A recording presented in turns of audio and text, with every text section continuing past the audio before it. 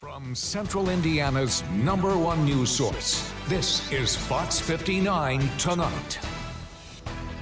Welcome back to Fox 59 Tonight, continuing our conversation about the future of IPS and charter schools.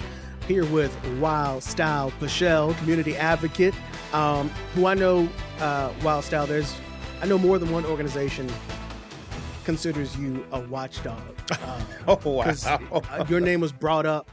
They were like, yeah, this is another person we listen to is Wildstyle. I'll tell you who that is later. But with that said, charter schools, and one of the things that you've been talking about, especially on Facebook this week, is accountability. One of the things that I talked about with Brandon when he was here was when folks have an issue with charter schools, the issue that people are saying is, well, there's no elected official that I can go to and say, hey, you fix this or I'm going to vote you out. Now, Brandon had an argument that said, well, you have a school board that is appointed, and if you don't like what the appointed school board is doing, you do have an elected official that represents that school board, and he says that is the mayor. Now, you're laughing because why are you laughing? I mean, like the latest headlines about the charter school misappropriations, it's probably corrupt, but can't even say it was fraud because the woman just spent the money on the credit card and they can't even charge her. But she had moved to Florida and wasn't running the school, and the mayor's office of innovation didn't even know she had been gone for a year. And they renewed their charter and did not know any of this was going on, that she wasn't running the school anymore. I'm like, well, who did y'all think was running the school? Was the kids running the school? Is that what you thought? Like, I don't know. But the mayor doesn't have,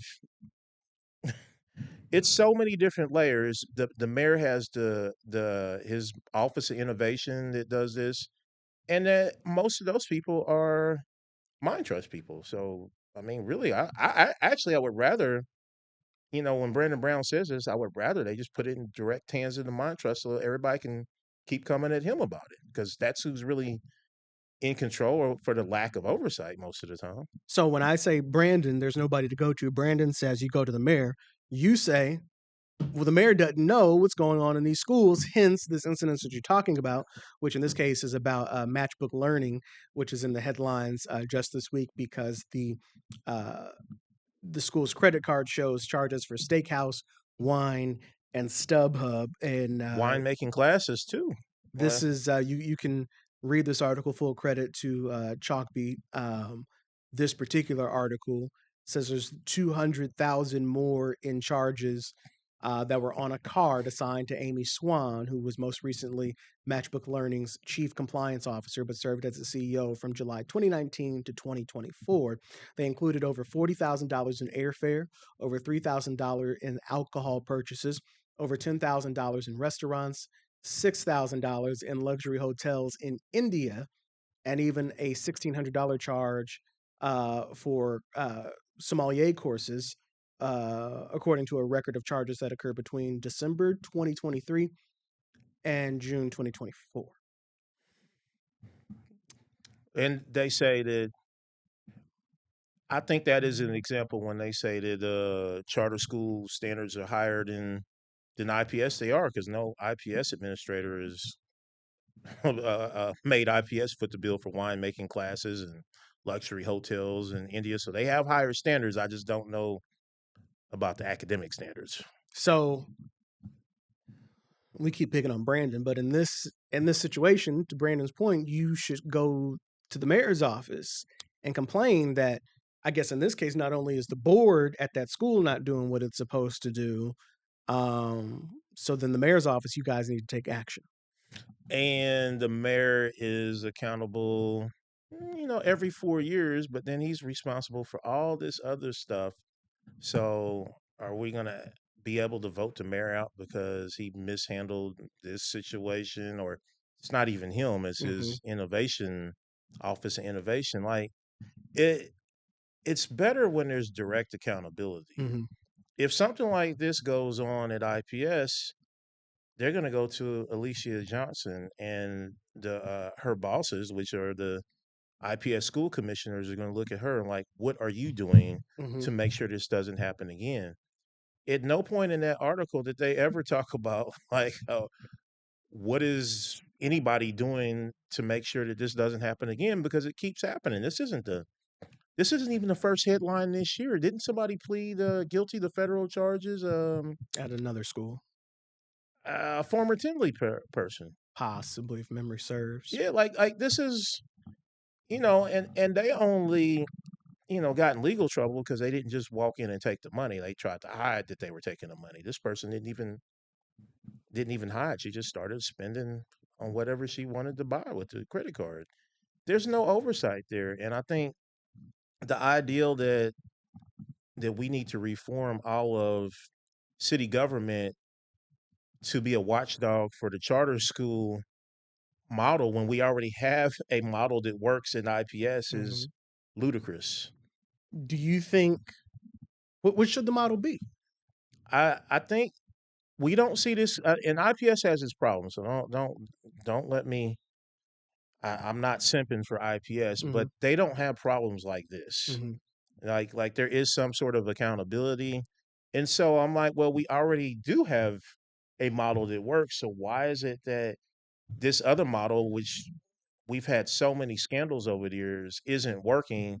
And you're like, well, now no, it's the y'all's fault for not holding the mayor accountable for all of this when he's accountable for a whole bunch of different things, like Hmm. where the IPS school board is only accountable for IPS, and so that you're able to hold them directly accountable for that.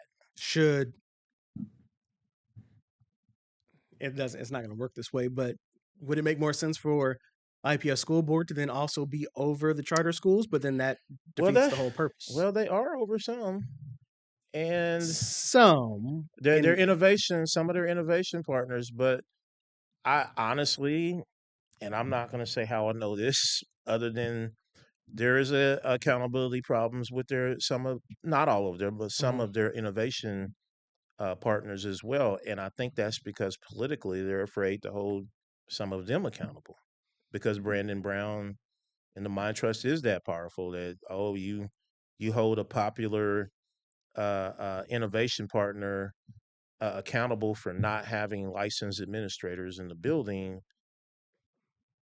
I'm just saying hypothetically. Hypothetically, okay. Of course, hypothetically. I'm not saying that this is actually going on. I'm just saying it could be, and that IPS doesn't want to hold them accountable because they know it's going to bring more heat, Mhm. and it's going to result in kids having their education defunded again. Um,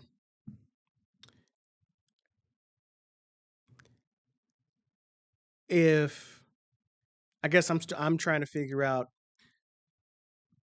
how the two can work together when it sounds to me that the two I don't know where they talk to each other now. And maybe that's the purpose of the ILEA is how do you find out, how do you share if you guys don't talk to each other on a daily basis? Because again, they do have the innovation schools, but that's only a select couple of schools Hmm. that are in that club. We're talking about sharing with all of the what are we up to 50, almost 60 charter schools in I Marion think it's County? more. I hope not. I think it's more than that, for real. And I say that from a resources standpoint, and I'm talking as a person who does transportation. The resources are limited, and I am uh, curious to know how they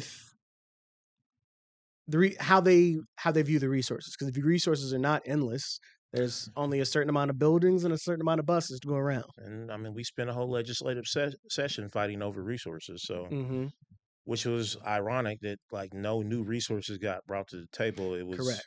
basically like somebody set a pizza down right here on the table, and me and you have to go fight for it. Correct. And now, after we fight for it, some of it's left, and we've got to determine how we're going to divvy up the rest of that pizza in a more congenial way after we done clawed our eyes out and stuff like that. And I think the example of the one what I used with Dr. Johnson is I was saying, so it's like you've got the kids in your house, but then your sister comes to send her kids to your house. But sister doesn't send any more money. Oh, and that's been a lot of fights with families. I've seen that. Yes. I understand that one. So now there's more kids at the table trying to eat that pizza that you were talking about, but we're still sharing the same amount of money for the pizza. And so at the same time, while everybody's fighting at this table about the pizza, Mommy and auntie out in the front yard duking it out for real. and then but next door, there's being money sent over to the private schools, so only certain people are allowed at that table. So you're really pitting two against each other. There's three parties here. There's private schools, charter schools, and traditional public schools. Two of them are fighting each other, while the other is the one that's really getting the cash. But that was a deal made that I mean let's address the elephant in the room about our education advocacy organizations that are supposed to be here for parents and children and families and about making their education better, right? Their experience better, higher attainment. We don't talk about all the money going, none of them talk about the money going over to all these private institutions in the form of vouchers. None of those organizations talked about the bill that tried to remove consent from sex education. None of them talked about the fact that social emotional learning training uh, for teachers to be exposed to it and trained in that, at least so they might use it for their autistic and trauma uh, uh, bound children, was removed. And so it's really like, I think it's more of a quid pro quo, like, well, you won't talk about, don't stop us from giving the money to the private schools or playing games about with with talking about consent or any of this other stuff, and we'll give you IPS's money. Mm-hmm. Because it's, at the end of the day, it doesn't sound like it's about the kids. Like if we were talking about education, we would be looking at, well, what about all this money being spent over, like you're saying? Mm-hmm. Or what about you lowering the teaching requirements, the standards, and the professional development that help teachers at least train them and expose them to other tactics of working with kids that are autistic or on a spectrum or come from traumatic backgrounds. Like none of this stuff got talked about, to my knowledge, by any Mm-hmm. any of the so-called education advocacy organizations. How do you learn all of this? Because I want, as people listen, I get really that. I think the moral of this episode is that you still have to listen to people that you disagree with, to understand where everybody's coming from and what everybody is trying to do. So, first, how do you even start to understand this, to break it down for people? Because again, people are so passionate that they're only shouting and not listening. I honestly, you have the answer, is listening. Like I listen to everybody, and then I fact check. Like people will be in my inbox telling me this about the bad about charter schools, and sometimes it wasn't all the way true, but I would go look it up. A lot of times they would tell me other stuff, and it would it would be true, and I could watch for things. Sometimes they would tell me stuff that couldn't be proven, and I would have to go see it for myself over time to realize, like, well, I can't quite prove it, but man, there's enough people saying it, and it sure seems to work like that every time I look into it. And so I try to look at this on both sides, but almost all my information comes from parents. Like there are parents are deeply concerned about all of this stuff, and so I didn't even know what social emotional learning was. Like they didn't have that when I was in school, Mm-hmm. but I've learned it from parents, from educators that are also very concerned, and most of them are parents that have told me about these things going on, and for me to go research it and have conversations with them about, how does this work? How does this affect it? You think this is actually a good idea?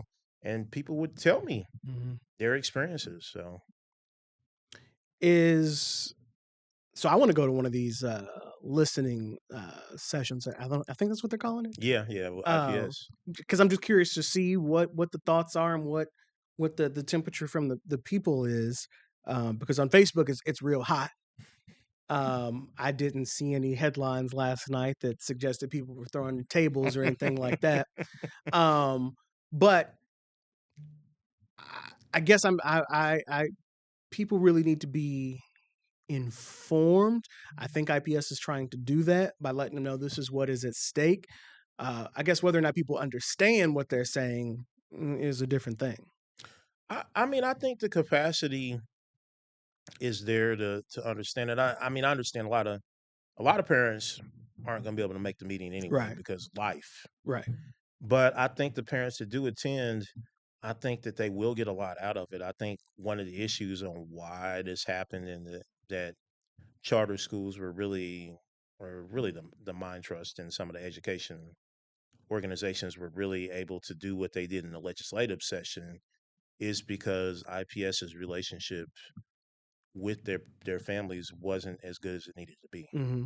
You know, I think these listening sessions are a great opportunity to really shore up that relationship because I mean that should have been, you know, outside of IPS taking care of its staff, the families are the next step. Like you have to do that to maintain a good healthy organization. Well, and because all this back and forth is why you're seeing people always ask, why are the charter schools just in Indianapolis and in Center Township? Because everybody is trying to keep them out of their backyard. Yeah, they don't want them there.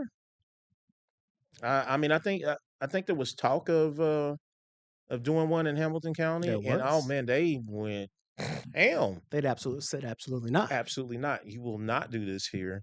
Take that mess back down in Marion County. And actually, we're looking at some of the video from one of such sessions, uh, because it creates this entire new dynamic.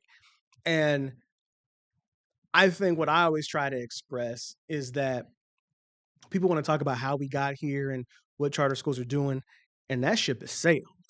That boat Yeah, took away from the dock a long time ago. Charters are not going anywhere. we're in the high seas. Yeah. So it's time to learn how to swim. This is the sea that you are in. You got to learn how to deal with it because charter schools are not going anywhere. And it appears that maybe they're only going to continue to grow. I even say that's up in the air because I think at some point, when then this is what Dr. Johnson had asked, when do you stop?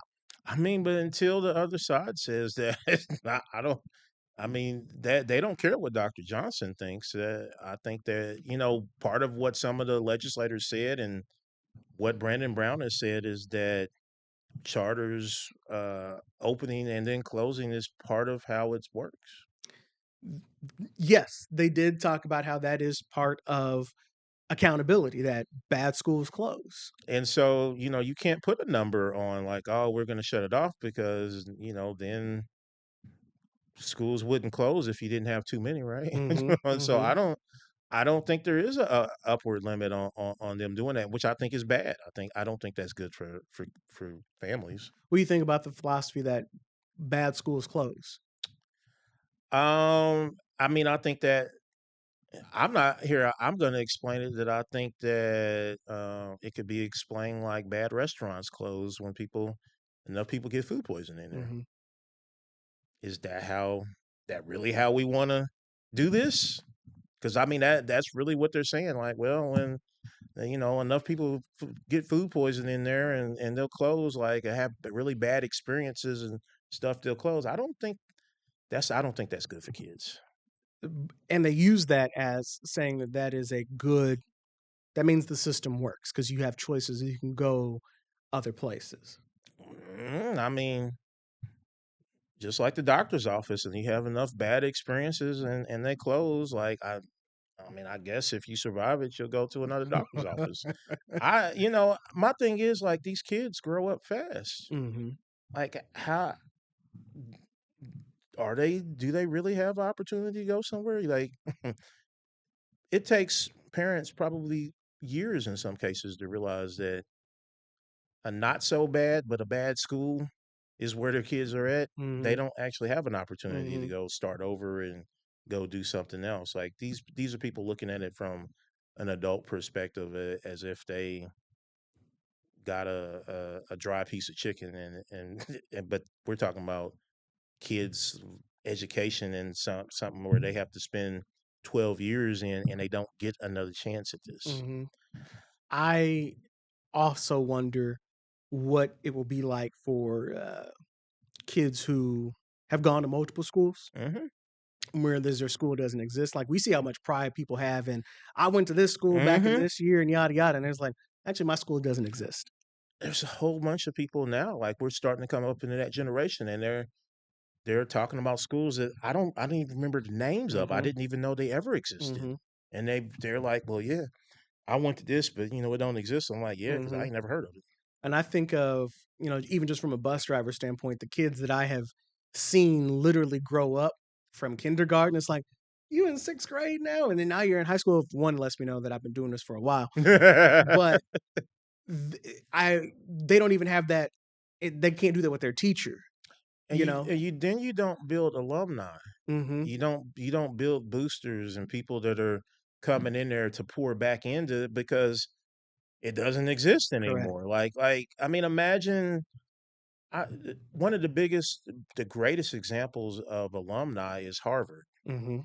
Like Harvard's people, their social capital. You can say what you want about them, and they're not they're not good and bad, or good or bad. They're Mm-hmm. both, but their alumni have run the world. But their alumni come back Come and back. pour into Harvard. Mm-hmm. Well, we've created a system where a lot of that's not going to happen. Like you keep on opening different schools, they keep changing locations, they keep changing names. All of this is no continuity. Mm-hmm. As the charter school discussion continues, um, while I think what I heard from you is people do need to listen. Do you think the rhetoric got too high, too out of control? I mean, the political answer is yes, of course. We should always be, be completely respectful of each other's opinions and all of that.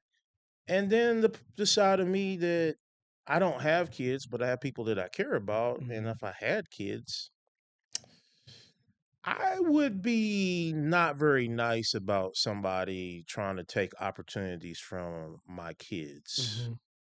And I'm going to leave it at that. But still encourage people. I encourage people, please don't, this is not worth going to jail over or doing something that you're going to regret the rest of your life. Like, try to be civil. Mhm. And I understand you love your kids.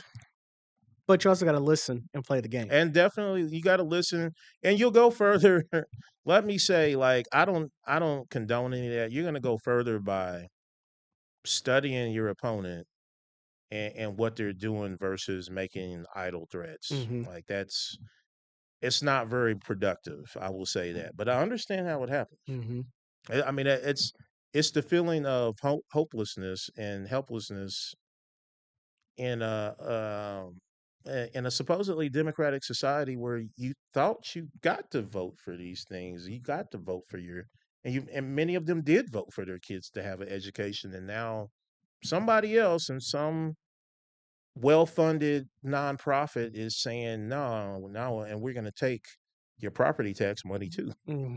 Mm. A way to get into these conversations is to go to some of these listening sessions that are going on, but also keep listening to this show. Listen to my radio show, but listen to Wildstyle. You have a show. I do. It's not my show, first of all, but It's an ensemble it's an cast. ensemble. But I credit Samantha Douglas on the Far East Side for putting it together. It's called The Black Briefing. It's available on YouTube. And we try to talk about really the local issues that are going to affect Black people in Indianapolis and even Central Indiana. Where can we find it? It's on YouTube, The Black Briefing Podcast. And it is, I forget the exact channel, but if you type it in, you'll see. You, Greg Merriweather, and Uh-huh. Sam. Yeah, me, Greg Merriweather, and Samantha Douglas. Like we have a lot of fun on there. I bet. We we have and it's also it's no cussing on there. Oh, it's clean. It's actually clean. Like I Okay. mean, as clean as can be when you're Mhm. talking about politicians and Mhm. the dirt that they do. But there's no real cussing on there. All So. right. Cosby Show clean. All right. Mhm. All right, we'll have to check that out. I have seen a couple clips and it looks good. I've noticed you guys have some new graphics, little graphics bar at the bottom now. I'm Yeah. digging that. Very nice, very nice. All right, Wildstyle, we thank you for your insight. Somebody to, I don't, and again, I don't know that I can say that you're anti-charter or pro. I don't know. What would you say you are? I'm anti new charter. I mean, I understand they exist, but we need accountability. Like if charters had actual accountability, I wouldn't have a problem. Okay. All right. It's about the accountability for what is here. And again, it's about paying attention and listening as stuff is happening all around us. All right, Wild Style, we appreciate you. That's going to do it for this edition of Fox 59 tonight. We're back every night at 8 o'clock, and then we'll continue more conversations like this on my radio show Sunday mornings at 8 on WTLC for Open Lines. I'm Cameron Riddle. Have a great night.